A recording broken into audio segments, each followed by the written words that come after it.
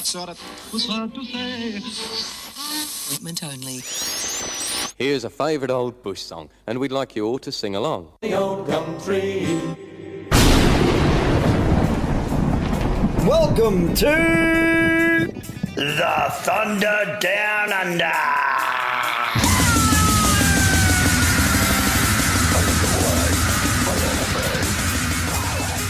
The all-Aussie alternative and metal music showcase. Fly a flag on your aerial. And how about your host, eh? Kane Villa Fella.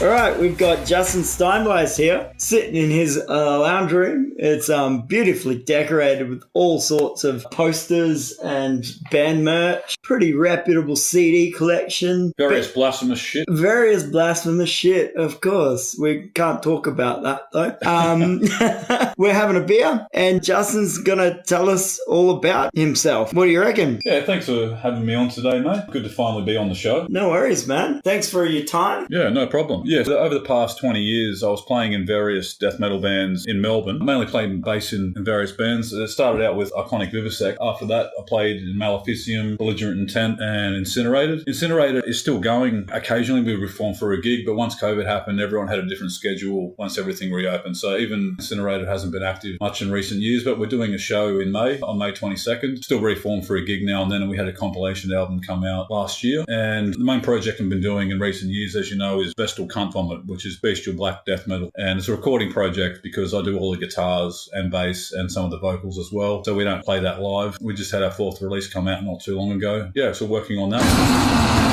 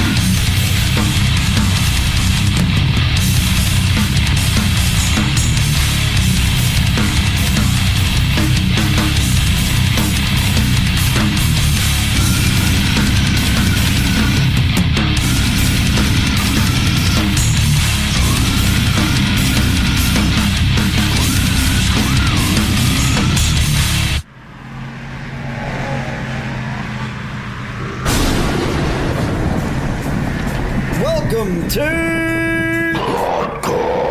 Promotions.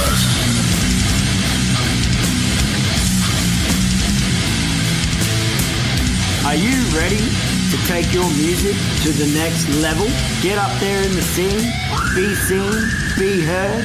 Well, get yourself a bloody squiz of this. Clot Corp Promotions is your complete promotional service, figureheaded by the very talented Mr. Aaron Mangano of Kelvath, Garatere and Celestial Burial. Clot Corp Promotions offers complete promotional packages, drum beats, mixing and mastering, recording, logos, posters, vocal features, and merchandise. So giddy up and give your music the kick up the ass that it deserves. Jump online, find yourself Clot Corp Promotions on Facebook and Instagram, and get in touch with Aaron Mangano at clotcorppromotions@gmail.com.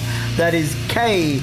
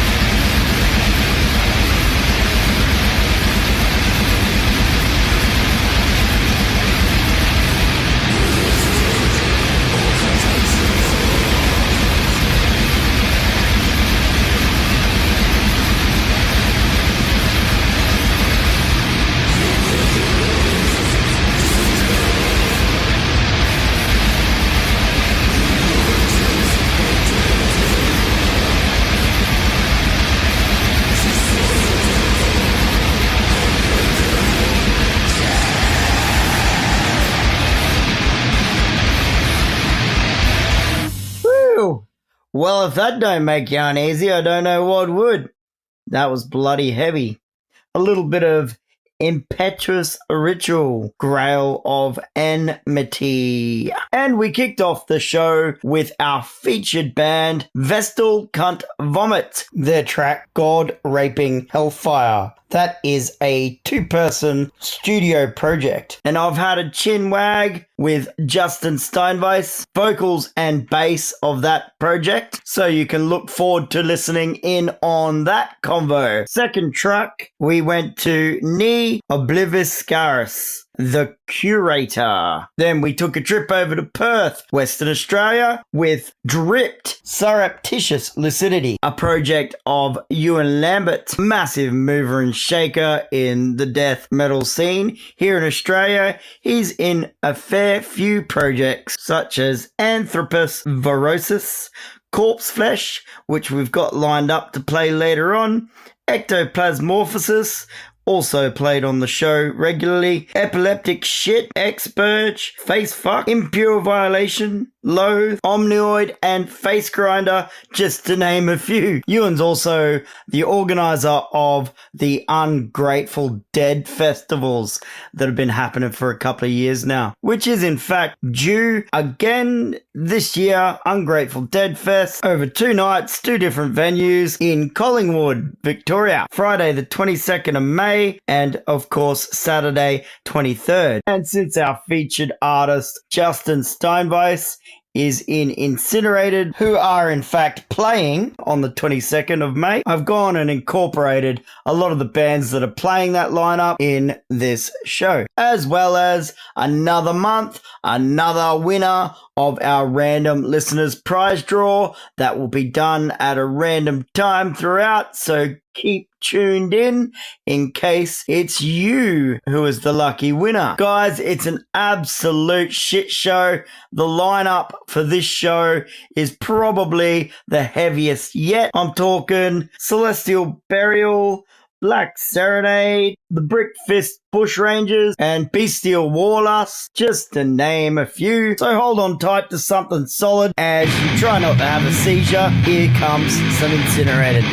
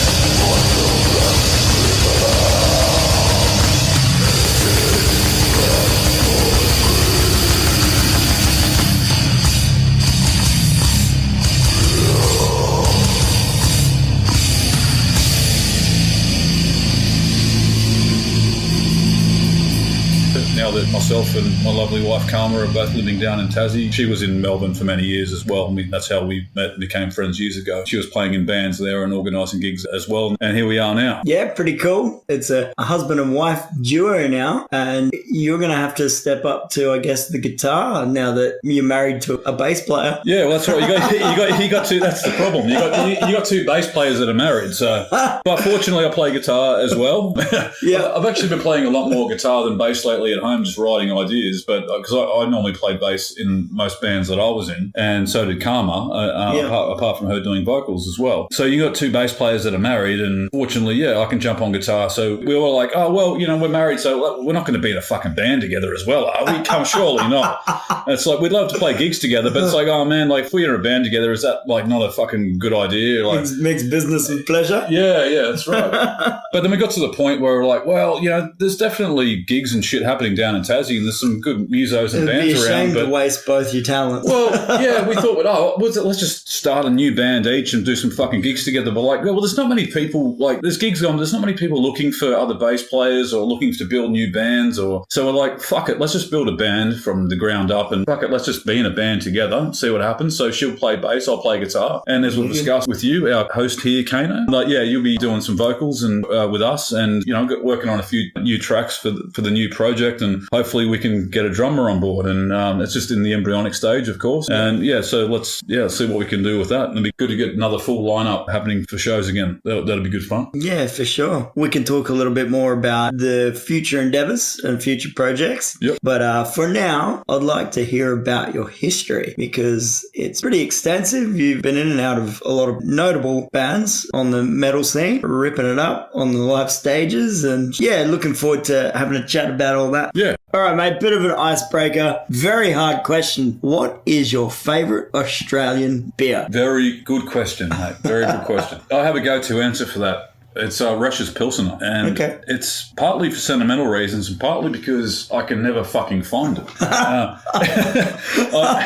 I first drank it, I think when I was about 18. My dad, like a long time ago now, because I'm getting on a bit, but like my dad bought a slab of it when I was a young bloke, and he goes, yeah, try this.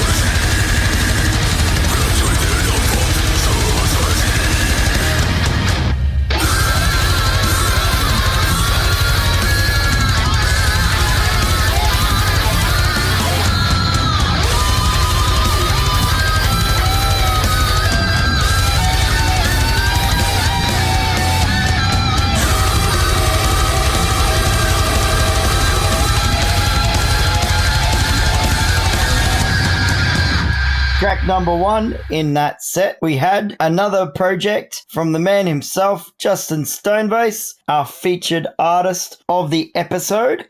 That was Incinerated Human Cesspit. Then sticking with the gruesome death theme, we went to Disembowelment, Excoriate, and then we followed with an absolutely crushing track from Necropathy. That was Autosarcophagy featuring Necrophagist and Defeated Sanity. Then we smashed on in to some Depravity with their track Despondency. Stick around here on the Thunder Down Under for some broken necks and some carpet burnt foreheads.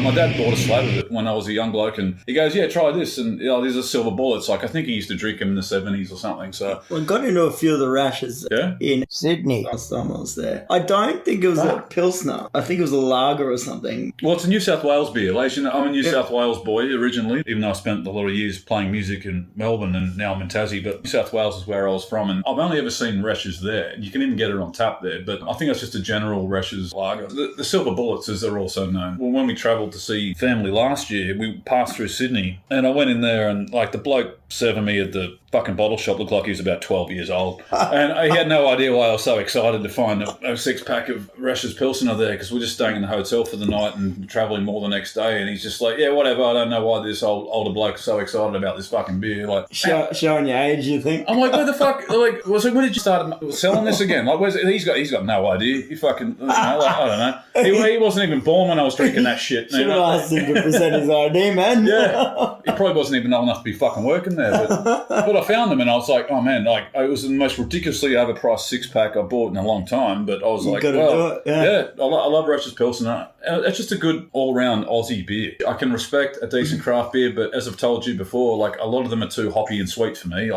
like a good traditional Aussie beer that is Easy drinking. yeah, sour enough, not too sweet. You know, just Yeah. good bottom end to it. It's I prefer it over. I take it Being over a some- bass enthusiast, you like a bit of bottom end? Yeah, probably. A bit of bottom end in your beer. Yeah, why not? Yeah. If that's not available, I'll go for Tui's. I didn't appreciate Tui's that much growing up. I spent so many decades not being able to buy it on tap or... Is that not being able- Teddy's or... No, the Tooheys? Teddies are the extra dry, but you Yeah. got the general Tui. It became Tui's new years ago. Yeah, It yeah. used to be just the general Newies, Tui's. yeah. You know, so I like the Tui's, but Reshes Pilsner has, for sentimental reasons, introduced to me early on, and it's just a good solid beer. It's not too Yeah. sweet, not too wafty, you know. Lots of good memories tied to it. Yeah. And it's hard to find. I think they stopped making it back in the day, and then the old man bought it at one point, showed it to me, and then it went off the market again. And my old mate Joel, who you've met, Yeah. When he was living in Victoria with me when I first moved there, he was trying to get it imported. Like he was trying to get them to send it down to Dan Murphy's there, but they wouldn't fucking do it. They go, no one wants that shit, man. No one knows what it is down there. No one wants that shit. No, it's just, I mean, it's a fucking great beer, but no one knows what it is. It's pretty localised in New South Wales, I think. So It's a shame, isn't it? yeah, it is. But like, And you know, the good it's, things go out of fashion somehow, or that's right. You know, like, I mean, especially when I've toured the country before. shit, I've we're sort of- sounding old now. Well, you know what it's like when you live in different states in Australia. Like you kind of get used to what the state beers are. Yeah, you know, for sure. You're in New South Wales. Everyone wants to drink Tui's or sometimes BB, Yeah. and I have an appreciation for Tui since I haven't lived in New South Wales in so fucking long. And in Queensland, where you're from, no offense, but everyone likes that 4X, 4X, shit. Yeah, I mean, I can 4X drink. gold. Yeah. You can't beat it. It's gold, man. Oh, mate. I mean, if it's free, if it's there, I'll drink it. If there's nothing else, I'll drink it, but it's not my first choice. Yeah. And then obviously in Vic, it's all Carlton Draft, if not BB. And then, down here it's Cascade. I actually like Cascade down here. It's actually, and up north, all you get is Cascade Light. That's nun's piss. When you drink proper Cascade down here in Tassie, it's actually really good. It's just a nice, well-rounded, solid Aussie beer like Tui's is or something, you know. It's I like disappointing in it. Like their best beers, you don't see them outside of the state. Yeah. It's just their worst That's right. Who wants to drink a light anyway? And then it's like it's actually just not a good tasting beer either. True. It's like, but you take They've got so much more to offer. Well, look at the country as a whole, and people think, oh, you drink Foster's in Australia. So no, we fucking don't. No, you cunts can have that. Common misconception, isn't it? Yeah, it's like overseas. They think, oh, that's the Australian beer, Foster's. It's like, I mean, when I was a kid in the 80s, I remember adults having a can of Foster's. Lager. No one fucking drinks it anymore. And then you go to South Australia and everyone's drinking West End, and I'm thinking, hey, West End? Like, no, we're in the... You think that wouldn't be the Western Australia one, but then you go to Western Australia and then it's fucking Swan or Emu or something. Emus. Yeah, but I've only been there to those places pretty briefly. But anyway, I digress. I'd go for Russia's Pilsner if I had to pick a favourite Australian beer. Wicked. I'll stick with that. Hello, fella here from the Thunder Down Under. And if you're anywhere in the vicinity of the line of load all the way through to the Iron Triangle, then have I got some news for you. That's right, it's the line of load to the Iron Triangle tour, bringing some massive bands to some rural towns near you. So if you're a fan of punk, thrash, rock, sludge, or grindcore, then get your ears around this. The line of load to the Iron Triangle tour, brought to you by Anti-AI Promo, kicking off on the 4th of September in Broken Hill and Raising the Earth in Mildura, Galway, Adelaide and Port Augusta, headlining Aussie icons Big Flipper as well as Speedball. We'll be firing some holes with the likes of No Bull, Gum Foo, Fear and Loathing and Captain Hellfire and the Wretched Brethren. Tickets on sale now for September via Moshtix and Anti-AI Promo on Facebook.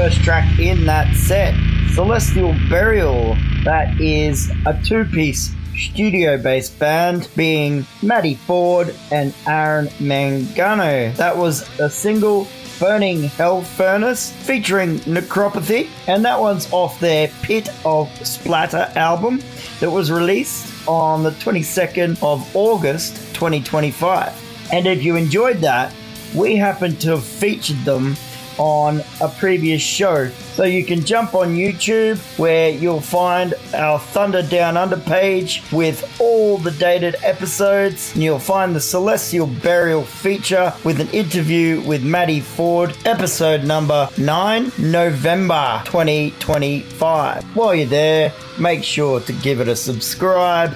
Leave some comments if you enjoyed it, and you'll never have to miss a show. We followed that up with some grotesque Submit to Death, and then another strong influence of our featured artist Justin Steinweiss. We hit ya with none other than Bestial Warlust. That track was titled Dwellers of the Bottomless Pit. Stick around as we listen in on the interview I had with Justin. Tying up that segment, we had Contaminated, Squalid Survival. Aussie, Aussie, Aussie! Oi, oi, oi! We're the Breakfast Bushrangers from the northwest coast of Tasmania, and you're listening to the Thunder Down Under on Front Row Radio.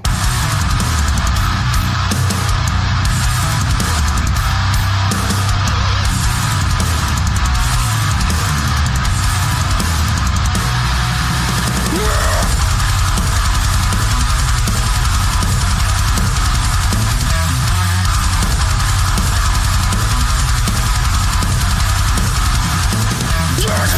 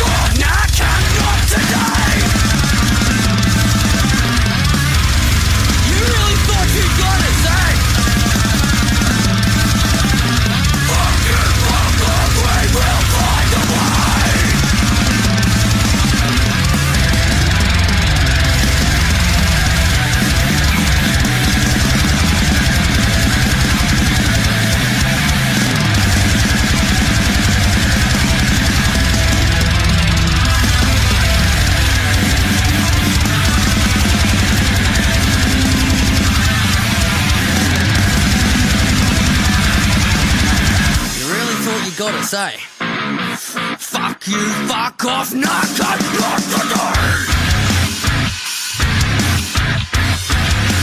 Knock on the door. We will find a way.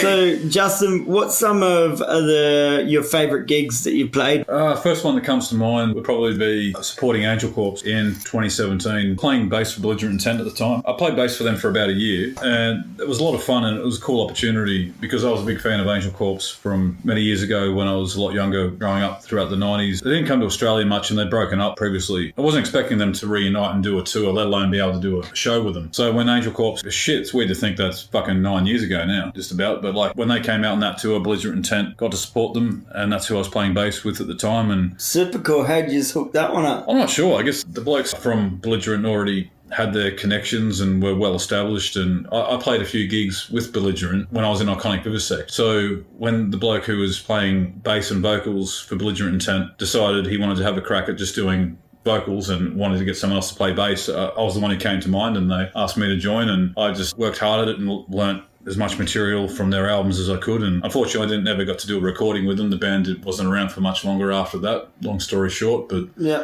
got to play some great shows that year. Got to open for Bremelin as well, because Bremelin had reformed. And obviously that's a, Aussie band based in Melbourne. Massive. Yeah, they're a classic band, back in the 90s. They've been around for a long time again. They've been re-established again for a long time now. But back when they first reformed, their first headlining show after their return, Belligerent Intent got to support them. And that meant a lot to me because I was a fan of theirs back when I was about like 15 or something. Yeah. I was sort of that generation in between. Ticking off all your icons. Yeah, a couple of them anyway. Supported those guys. Yeah. Supported those guys. Yeah, well, that didn't usually happen, like it's usually when it comes to that sort of thing, I usually got the shit end of the stick, it's usually about who you know and whose ass you kiss and whose dick you suck, who's mates with the fucking promoter and but it turns out that Belligerent Intent, not only were they a good band, they were good musicians and pretty well connected. Yeah, they were good guys to work with. Just good. I enjoyed jamming with them and hanging out with them, but they also did have some connections that were convenient to have as well, and hence why I got the opportunity to open for Angel Corps, which is a highlight. Yeah. And I was really happy to play with the Bremelin and Misery from Brisbane. Like back in the day, growing up in the pre-internet age, I didn't have a copy of the Misery stuff back then, but they reformed around that time, so it was good being able to open for those guys as well. So between that and particularly Bremelin and Angel Corps, which were personal favourites of mine, that was some favourite gigs for me to play. And then when I was on an Iconic Vivisect and we toured, got to do a show in Thailand. That was a lot of fun as well. In Thailand, following that, good death metal following there. So those ones have definitely been my favourite shows that I played. Yeah, sweet. Some big acts there. Yeah. I've suffered, and I've suffered, and I've suffered, and everybody wants me to go on suffering.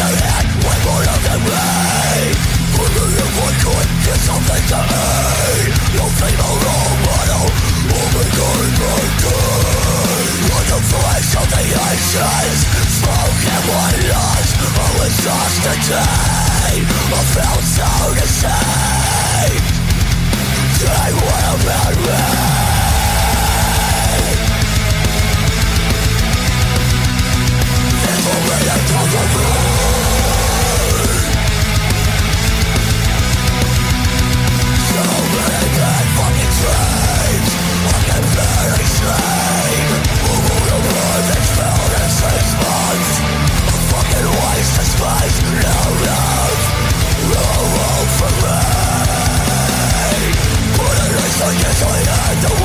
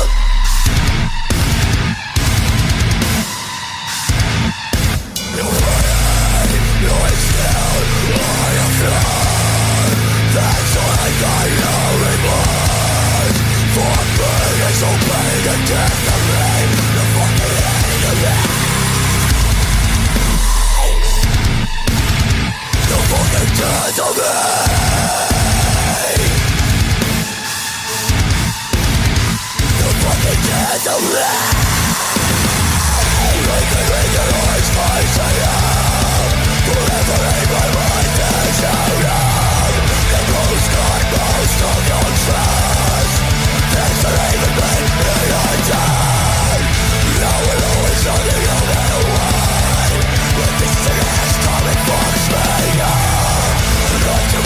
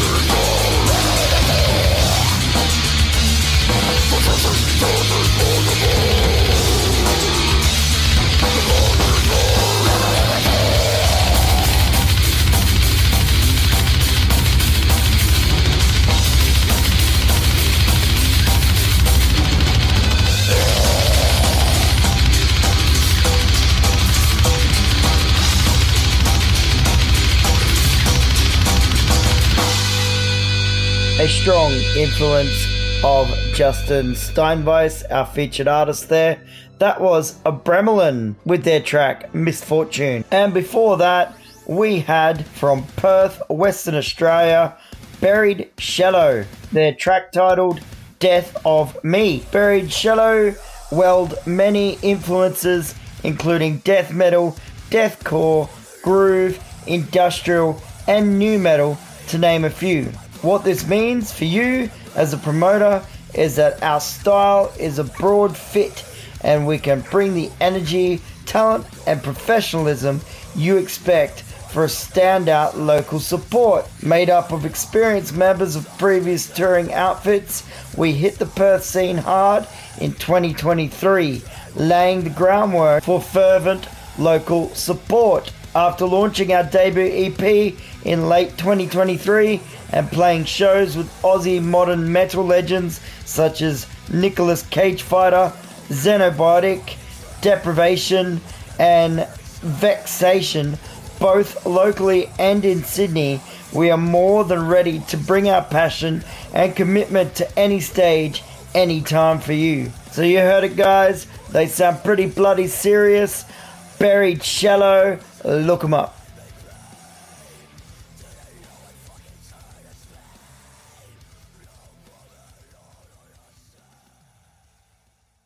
Second track there was none other than Dead Kelly, Put 'em Up, CUNT, which of course segued from the first track by the Brickfist Bushrangers, Escape the Misery, basically the Tasmanian equivalent of Dead Kelly. Stick around, guys, as we approach the announcement of this month's Random Listener Prize Draw winner. Who could it be?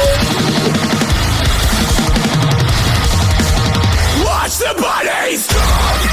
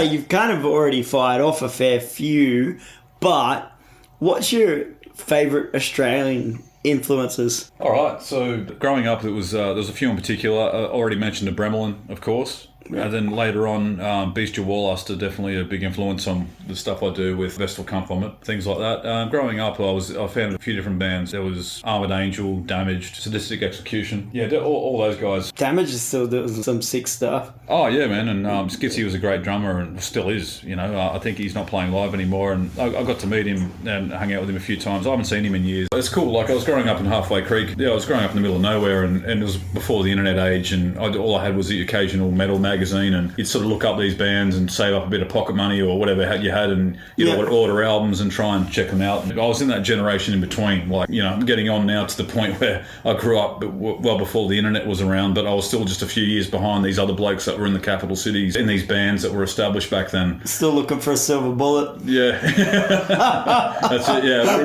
was looking for a Russia's Pilsner. Looking for a Russia's Pilsner and about fucking 100 too many bongs a day. That's not a statement on like how long you've been knocking around. Yeah. No internet, drinking Russia's Pilsner. Yeah. Going to start like sounding like I'm one of those taking like old cunt rants. Back in my day, we didn't have any fucking internet. In fact, we had nothing to play with. None of those toys. All we had was a bowl of syphilis and a fucking stick. Yeah, and some mighty good bands that obviously got you into music and got you into playing and. Oh, that's right. Those guys came up at the right time. Where like it was before the internet shit, but like there was good publicity for them. They, you know, I was a kid in the middle of nowhere. I was just a few years behind them in that gap in between, and you know now it's just this oversaturation of media and shit. And back in the day, I could read about these guys and think, oh yeah, I might like this, and then I'd occasionally get a hold of their albums. And the cool thing is that the vast majority of those bands, I ended up eventually meeting some of them years later. Once I moved down from Halfway Creek in New South Wales, in the middle of nowhere, I eventually met a lot of these guys from the bands I used to listen to, and got to play gigs with some of them as well. That's sick, isn't it? Yeah, it was good to get out of the middle of nowhere and get involved, become a part of it. Yeah, all those bands I mentioned were definitely a big influence on me growing up. Nice.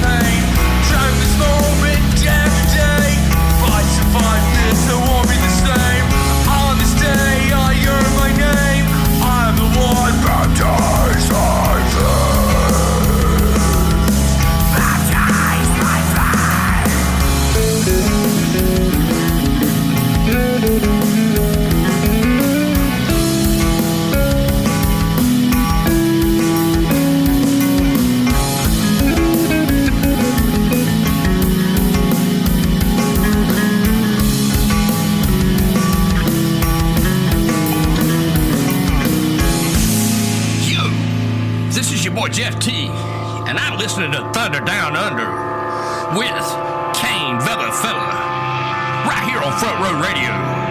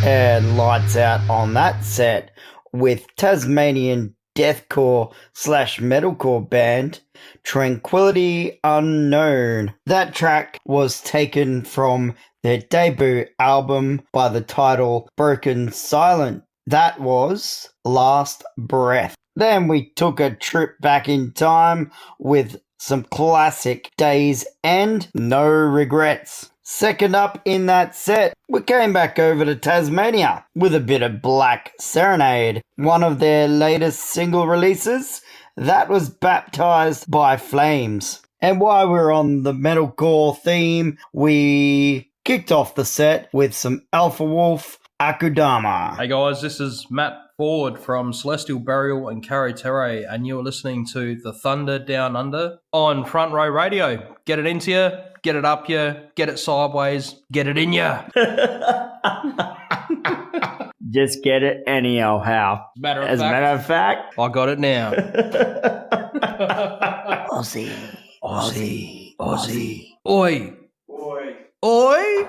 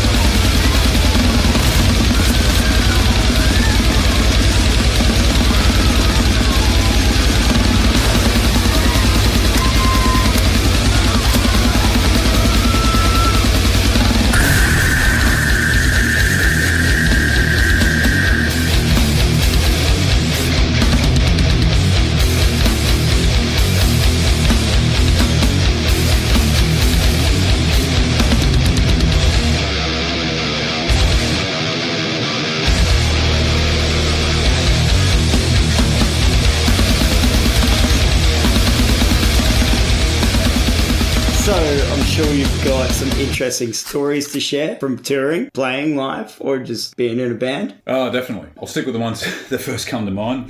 Nothing too incriminating. Yeah, there's a few things that could probably get me in a bit of trouble.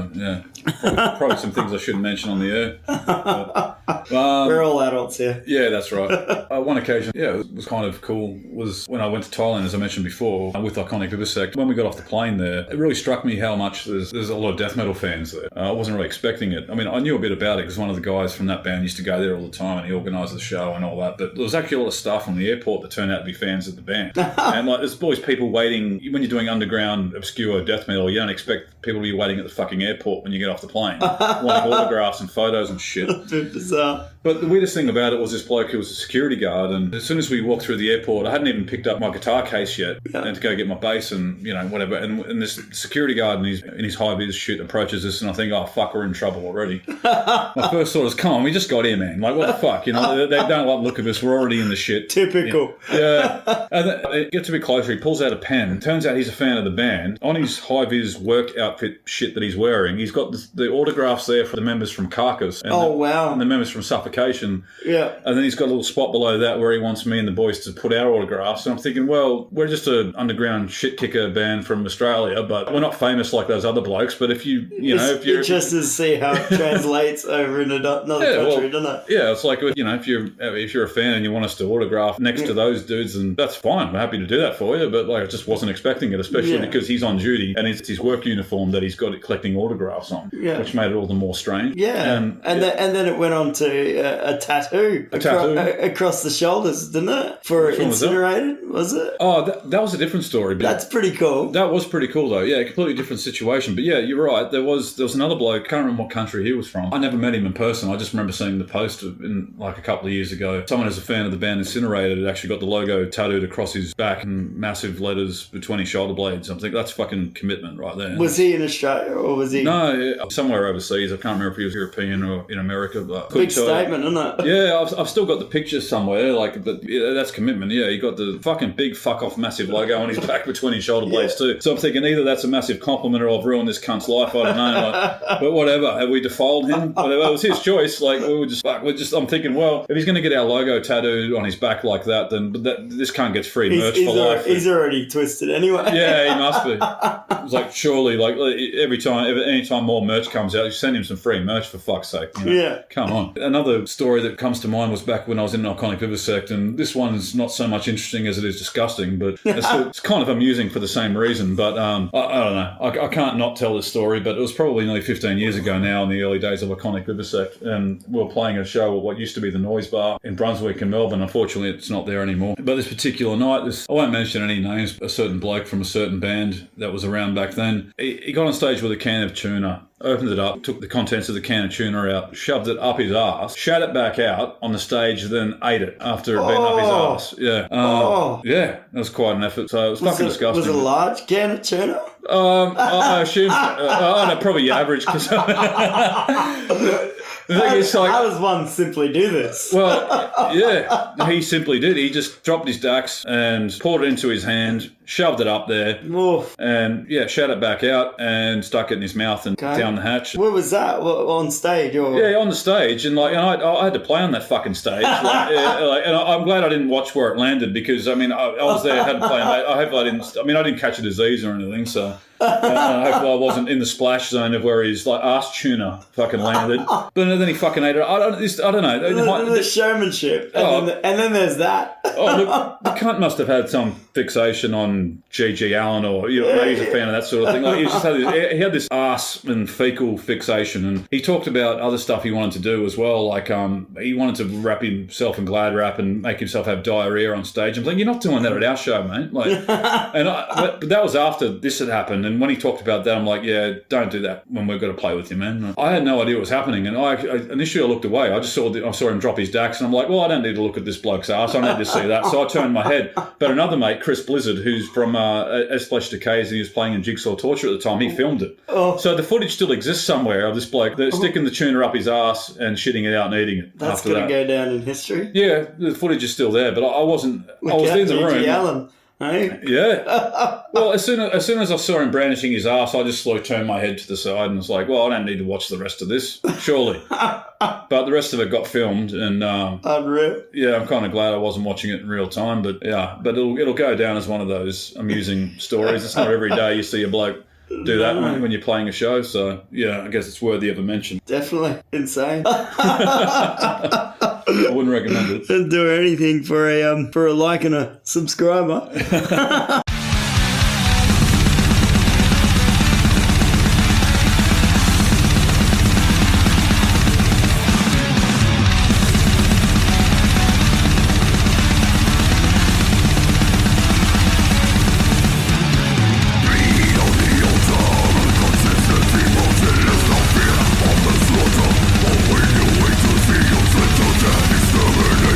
The temple poisons we will go beyond these mighty nations.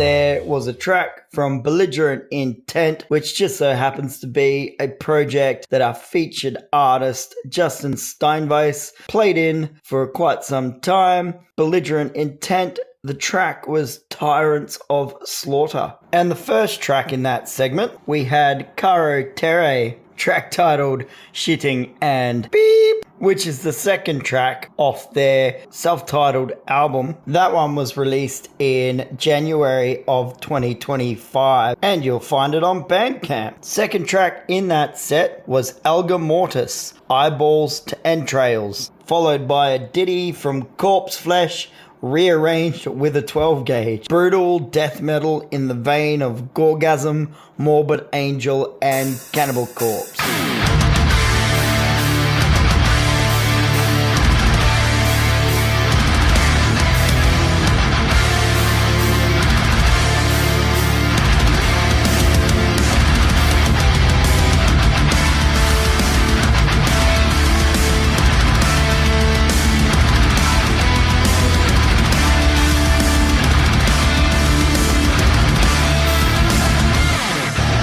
He goes about a scene, lost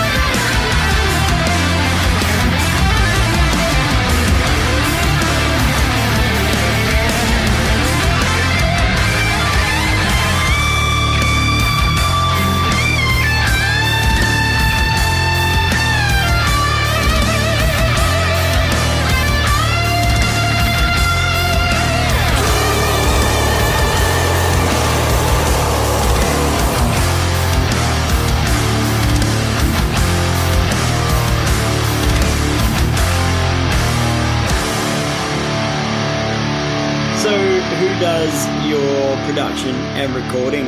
So far, any cunt except me. No, seriously, I prefer the DIY stuff. I'm not good at it. I'd like to learn how to do a bit of it myself, just for convenience sake. But with Incinerator, for example, the guys from that, or Adrian in particular, all the bands he's in, he knows how to do rough, raw recordings like that, and I prefer that. I like the more raw, sounds like it's recorded in a jam room sort of vibe to it, something that sounds a bit more organic. Who's Adrian? Adrian Capoletti. He's in Delaquest, and he also plays bass in Disentomb as well. He's been in heaps of bands. He's a lot younger than me and kicking ass. He used to come to Iconic Vivisect shows when he was only 16, but he had a big fuck off wog beard, so everyone let him in. No one questioned how old he was, you know.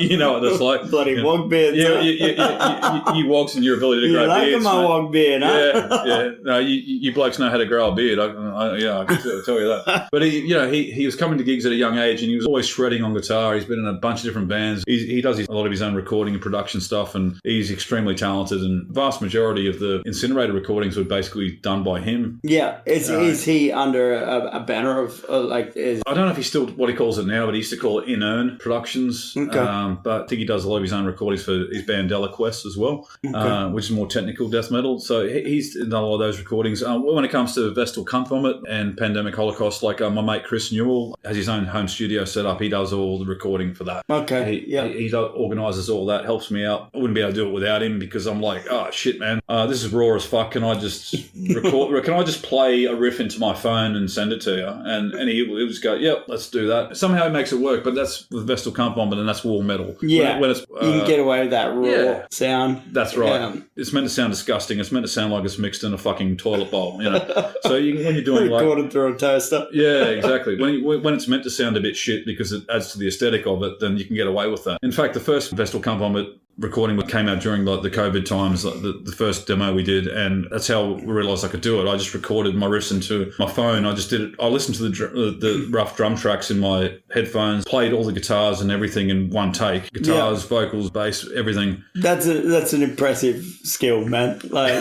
I'm surprised it turned out as good as it did, yeah. And I don't think for any other particular band it would necessarily work, or any other particular style it would necessarily work. It's got to be, if it's raw black metal or raw black death like that. Yeah. And we're able to get away with it, and he was able to line it up and work with that, so we can do it under the most shitty circumstances like that. So prior to that, Iconic Vivisect and Maleficium, some of that stuff was recorded in a studio by Sam Johnston, I think his name was.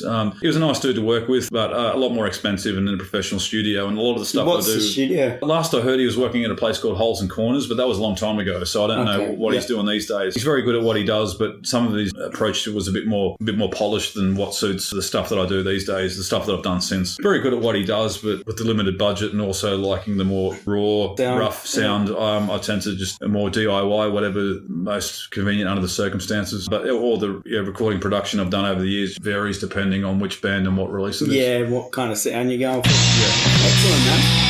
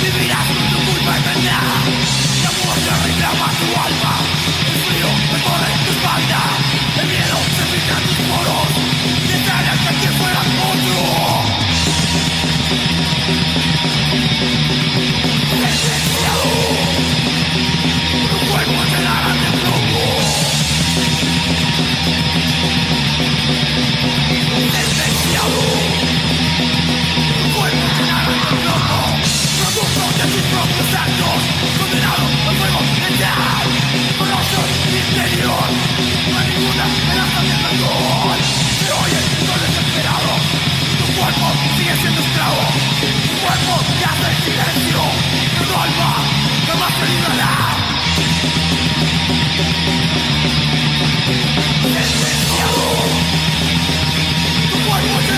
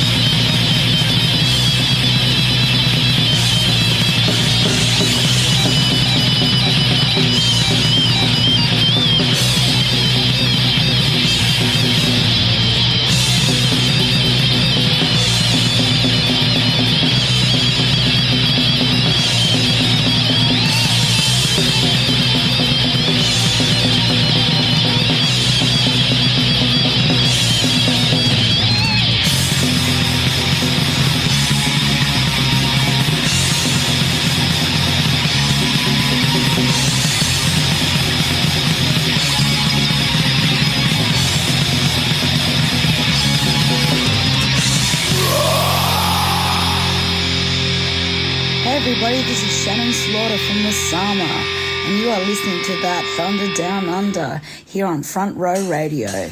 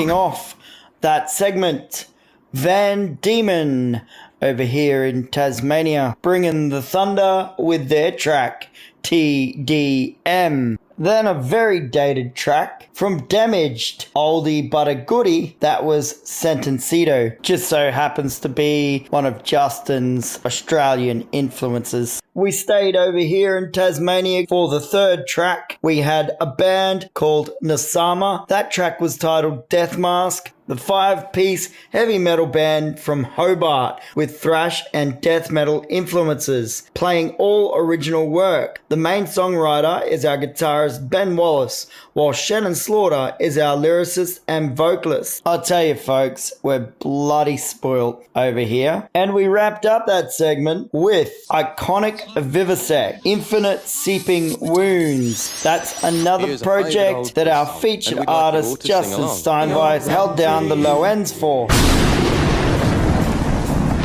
Welcome to our Random Listeners Prize winner announcement.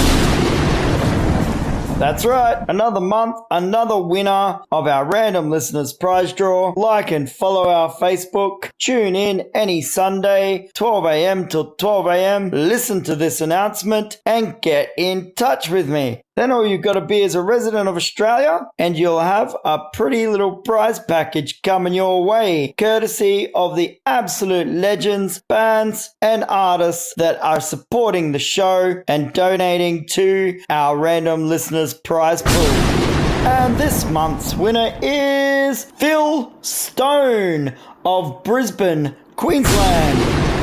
Congratulations, Phil. If you're tuning in and you heard that announcement, get in touch with Kane Moose Knuckle Vella on Facebook ASAP. Send me your postal details and we can have that prize on its way.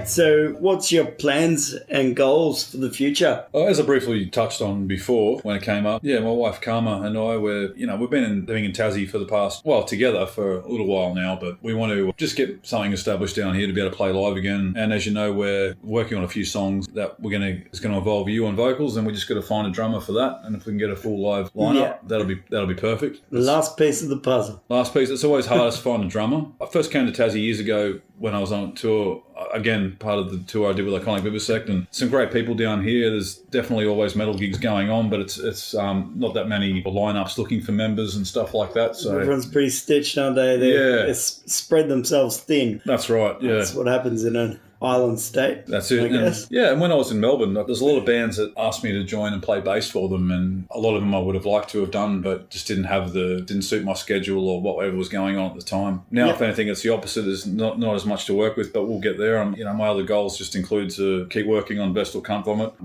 As I said, we did our 4th release that came out late last year, and hope to get another pressing of that. But I'm always going to work on a bit more of that. We'll work on new material. That one. And Incinerated? Incinerated, since COVID happened, we haven't really been active. In May 22nd will be our second show in 6 years, and we were very productive in the years leading up to the lockdowns and COVID and everything, but just it was all on and off for a while. Once everything got consistently back to normal, everyone had a different schedule, and it just hasn't really been active since then.